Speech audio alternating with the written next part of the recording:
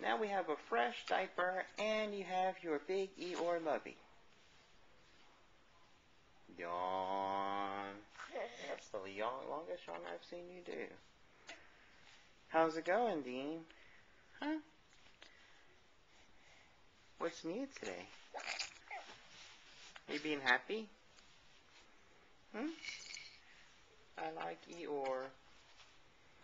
I'm hiding behind Eeyore. Hello.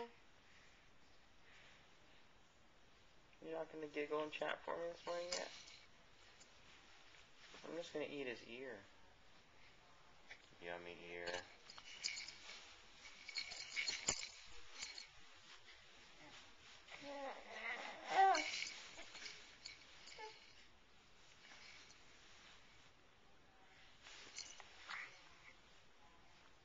Alright, little man.